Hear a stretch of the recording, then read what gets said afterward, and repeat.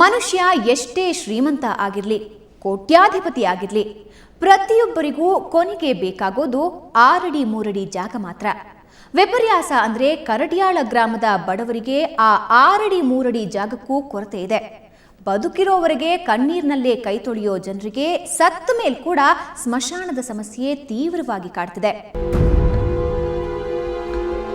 ಮನುಷ್ಯ ಎಷ್ಟೇ ಶ್ರೀಮಂತನಾಗಿರಲಿ, ಕೋಟ್ಯಾಧಿಪತಿಯೇ ಆಗಿರಲಿ, ಪ್ರತಿಯೊಬ್ಬರಿಗೂ ಕೊನೆಗೆ ಬೇಕಾಗೋದು 6 ಅಡಿ 3 ಅಡಿ ಜಾಗ ಮಾತ್ರ. ವಿಪರ್ಯಾಸವೆಂದರೆ ಕರಡ್ಯಾಳ ಗ್ರಾಮದ ಬಡವರಿಗೆ ಆ 6 ಅಡಿ 3 ಅಡಿ ಜಾಗಕ್ಕೂ ಕೊರತೆ ಇದೆ. ಬದುಕಿರುವವರೆಗೆ ಕಣ್ಣೀರಿನಲ್ಲಿ ಕೈ ತೊಳೆಯುವ ಜನರಿಗೆ ಸತ್ತ ಮೇಲೆ ಕೂಡ ಸ್ಮಶಾನದ ಸಮಸ್ಯೆ ತೀವ್ರವಾಗಿ ಕಾಡುತ್ತಿದೆ.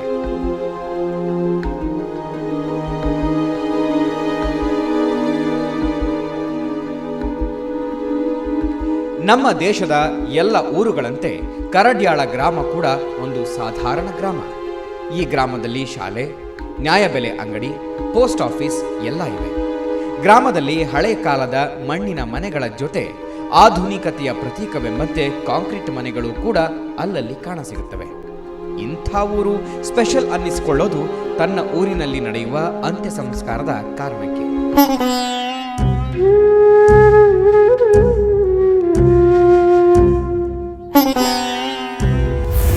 ಮನೆ ಮನೆಗೂ ಚಂದ ಫಿಕ್ಸ್. 10 ರೂಪಾಯಿ ಕೊಡಿ ಪ್ಲೀಸ್. ಊರಿನ ಮನೆ ಮಂದಿ ಚಂದ ಹಣ ಕೊಡಬೇಕು ಅಂದ ಮಾತ್ರಕ್ಕೆ ಅದೇನು ಅಂಥ ದೊಡ್ಡ ಮೊತ್ತವೇನಲ್ಲ. ಪ್ರತಿಯೊಬ್ಬರೂ ಕೊಡಬೇಕಾಗಿರೋದು ಕೇವಲ 10 ರೂಪಾಯಿ ಮಾತ್ರ. ಊರಿನ ಪ್ರತಿಯೊಬ್ಬರೂ 10 ರೂಪಾಯಿ ಕೊಟ್ಟರೆ ಮೃತದೇಹಗಳ ಅಂತ್ಯ ಸಂಸ್ಕಾರ ಹಾಗೂ ಶ್ರಾದ್ದ ಎರಡನ್ನೂ ಮಾಡಿ ಮುಗಿಸಬಹುದು. ಯಾಕಂದ್ರೆ ಸಾವಿನ ಸಂದರ್ಭದಲ್ಲಿ ಬಾಜಾ ಭಜಂತ್ರಿ, ಪಟಾಕಿ, ಸಾರಾಯಿಗಳಿಗೆ ಕರಡ್ಯಾಳ ಗ್ರಾಮದಲ್ಲಿ ನಿಷೇಧ ಹೇರಲಾಗಿದೆ. ಆ ಮಣ್ಣು ಮಾಡೋ ವಿಷಯ ತಲೆಗೆ ಇರ್ತಿಲ್ಲ ಅವ್ರದ್ದು. ಬರೀ ಹಿಂದಿಂದ ಅವ್ರದ್ದು ಇವ್ರದ್ದು ದುಶ್ಮನಿ ಏನ್ರಿ, ಅದನ್ರಿ ಇದನ್ರಿ ಅಂತದ್ರಾಗ ತಲೆಗಿರ್ತಿಲ್ಲ. ಟೋಟಲಿ ಕುಡ್ದೇನದ ಅವ್ರ ತಲೆ ಮೊದಲಿಂದ ಏನು ದುಶ್ಮನಿ ಇರ್ತಿತ್ತು, ವೈರತ್ವ ಇರ್ತಿತ್ತು, ಅದನ್ನು ಸೇಡ್ ತೀರಿಸ್ಕೊಳಕ್ಕೆ ಪ್ರಯತ್ನ ಮಾಡ್ತಿರು. ಇನ್ನೊಂದಾಗಿ ಏನದ ಭಾಳ ದುಡ್ಡು ವೆಚ್ಚ ಖರ್ಚಾಗ್ತಿತ್ತು. ಬಡವ್ರಿಗೆ ಏನದ ಭಾಳ ಸಮಸ್ಯೆ ಐತಿತ್ತು. 10 ವರ್ಷ ಈಗ ಹಂಗೋ ಹಿಂಗೋ ಮಾಡಿ ಮಣ್ಣು ಮಾಡಿದ್ರಿ ಅಂತಂದ್ರೆ ಸುಮಾರು 10-20 ವರ್ಷ ಅವ್ರು ಮತ್ತು ಸಾಲದಾಗೆ ಇರ್ತೀವಿ. ಒಂಥರ ಜೀತದಾಳ ಪದ್ಧತಿ ಇದ್ದಂಗೆ ಅಂತ ತಿಳ್ಕೊರಲ್ಲ. ಸುಮಾರು 10 ವರ್ಷಗಳ ಹಿಂದೆ ಗ್ರಾಮದಲ್ಲಿ ಪಾರಮ್ಮ ಅನ್ನೋ ಮುದುಕಿ ಮರಣ ಹೊಂದಿದ್ರು. ಆಗ ಅವರ ಶವ ಸಂಸ್ಕಾರಕ್ಕೆ ಹಣವಿಲ್ಲದೆ ಗ್ರಾಮಸ್ಥರೆಲ್ಲ ಸಿಕ್ಕಾಪಟ್ಟೆ ಪಾಡುಪಟ್ಟಿದ್ರು. ಅಂತ್ಯ ಸಂಸ್ಕಾರ 1 ದಿನ ತಡವಾಗಿ ನೆರವೇರಿತು. ಆವತ್ತು ಊರಿನ ಹಿರಿಯರೆಲ್ಲ ಲಕ್ಷ್ಮೀ ದೇವಸ್ಥಾನದಲ್ಲಿ ಸಭೆ ಸೇರಿ ಒಂದು ತೀರ್ಮಾನಕ್ಕೆ ಬಂದರು. ಊರಿನಲ್ಲಿ ಯಾರೇ ಸತ್ತರೂ ಅವರ ಶವ ಸಂಸ್ಕಾರಕ್ಕೆ ಗ್ರಾಮದ ಎಲ್ಲರೂ ತಲಾ 10 ರೂಪಾಯಿ ನೀಡಬೇಕೆಂದು ತೀರ್ಮಾನಿಸಿದರು. ಅಲ್ಲಿಂದ ಇಲ್ಲಿವರೆಗೆ ಈ ಪದ್ಧತಿ ಹೀಗೆ ಮುಂದುವರಿಯುತ್ತಿದೆ ಅಂತಾರೆ ಗ್ರಾಮಸ್ಥರು. ಒಬ್ಬರು ಅಜ್ಜಿ ಇದ್ರು, ಅವ್ರ ಹೋಟೆಲ್ ಇತ್ತು. ಅವ್ರಿಗೇನಾಯಿತು ಅಂದರೆ ಇದೇ ಥರ ಭಾಜಾ ಗೀಜೆ ಮಾಡಿ ಇದು ಮಾಡಬೇಕಾದ್ರೆ ಅವ್ರ ಹತ್ರ ದುಡ್ಡಿದ್ದಿಲ್ಲ. ಹಾಗಾಗಿ ಏನು ಮಾಡೋ 10-15 ಸಾವಿರ ರೂಪಾಯಿ ಇನ್ವೆಸ್ಟ್ಮೆಂಟ್ ಯಾಕೆ ಮಾಡಬೇಕಪ್ಪ, ಇವಾಗ ಏನು ಮಾಡಿಬಿಟ್ರು ಅಂದ್ರೆ ಅವರು ಬೇಡ, ದುಡ್ಡು ಇನ್ವೆಸ್ಟ್ಮೆಂಟ್ ಮಾಡೋದು ಬೇಡ, ಏನು ಬೇಡ, ಕುಡಿಯೋದು ಬೇಡ, ಬಾಜಿ ಹಚ್ಚೋದು ಬೇಡ, ಏನು ಬೇಡ. ಹಾಗಾಗಿ ಏನು ಮಾಡಿದ್ರು ಅವ್ನು ಡಿಸೈಡ್ ಮಾಡಾಕಿದ್ರು ಇವಾಗೇನು ಹಿಡ್ಕೊಂಡು ಸ್ಟಾರ್ಟ್ ಮಾಡೋದಪ್ಪ. ಶ್ರೀಮಂತರು ಗೌಡ್ರು ಇರಲಿ, ಕುಲಕರ್ಣಿ ಇರಲಿ, ಯಾರು ದೊಡ್ಡ ವ್ಯಕ್ತಿ ಇರಲಿ, ಯಾರು ಸೌಕರ್ಯ ಇರಲಿ, ಯಾರು ಬಡವರೇ ಇರಲಿ, ಎಲ್ಲರಿಗೆ ಆಲ್ ಈಕ್ವಲ್, ಎಲ್ಲರಿಗೆ ಸರ್ವಸಾಮಾನ್ಯವಾಗಿ ಏನು ಮಾಡೋಕೆ ಮನೆಗೆ 10 ರೂಪಾಯಿ ಚಂದ ಕೊಡಬೇಕು. ಪ್ಲಸ್ ಅವ್ರು ಅದರಲ್ಲಿ ಅಂತ್ಯ ಸಂಸ್ಕಾರ ಬಂದು ಭಾಗನೂ ವಹಿಸಬೇಕು.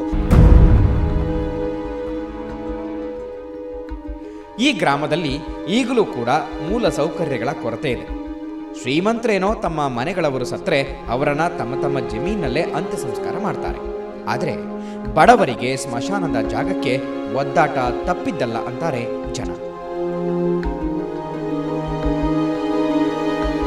ಗರೀಬರಿಗೆ ಹೂಳಕ್ಕೆ ಜಾಗ ಇಲ್ಲ.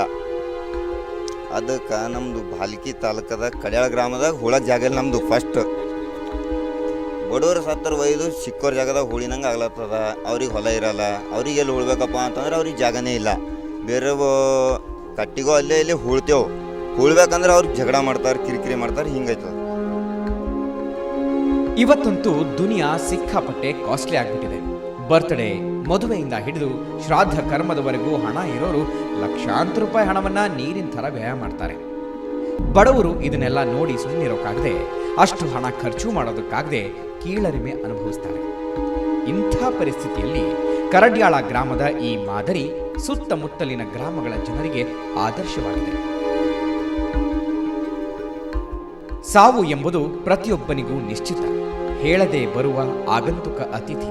ಹುಟ್ಟಿದ ಮನುಷ್ಯ ಒಂದಲ್ಲ ಒಂದು ದಿನ ಸಾಯಲೇಬೇಕು. ಹಾಗೇನೆ ಬರಿಗೈಯಲ್ಲಿ ಬರುವ ಮನುಷ್ಯ ಬರಿಗೈಯಲ್ಲೇ ಹೋಗ್ತಾನೆ ಅನ್ನೋದು ನಿಜ. ಹೀಗಿರುವಾಗ ಅಂತ್ಯ ಸಂಸ್ಕಾರದಂತಹ ವಿಧಿವಿಧಾನಗಳಿಗೆ ದುಂದುವೆಚ್ಚ ಮಾಡಬಾರದು ಅನ್ನುವ ಕರಡ್ಯಾಳ ಗ್ರಾಮಸ್ಥರ ಈ ಆಚರಣೆ ಎಲ್ಲರಿಗೂ ಮಾದರಿಯಾದದ್ದು. ಊರು ಅಂದಮೇಲೆ ಏನೋ ಒಂದು ಪ್ರಾಬ್ಲಮ್ ಇದ್ದತೆ. ಇಂಥ ಸಮಸ್ಯೆಗಳೇನೇ ಇರಲಿ, ಕರಡ್ಯಾಳ ಗ್ರಾಮದ ಅಂತ್ಯ ಸಂಸ್ಕಾರದ ಪದ್ಧತಿ ಮಾತ್ರ ಮಾದರಿಯಾದದು. ಈಗಾಗಲೇ ಸಾಲದ ಶೂಲಕ್ಕೆ ಸಿಕ್ಕಿ ಹೈರಾಣಾಗಿರೋ ಗ್ರಾಮೀಣ ಭಾಗದ ಜನರೆಲ್ಲ ಈ ಪದ್ಧತಿಯನ್ನ ಅಳವಡಿಸಿಕೊಂಡ್ರೆ ಅವರ ಒಂದಷ್ಟು ಸಮಸ್ಯೆಗಳಿಗೆ ಪರಿಹಾರ ಸಿಗೋದು ಖಂಡಿತ. ಇದೇ ಇವತ್ತಿನ ಸುವರ್ಣ ಫೋಕಸ್. ನೇರ, ದಿಟ್ಟ, ನಿರಂತರ ಸುದ್ದಿಗಾಗಿ ನೋಡ್ತಾ ಇರಿ ಸುವರ್ಣ ನ್ಯೂಸ್.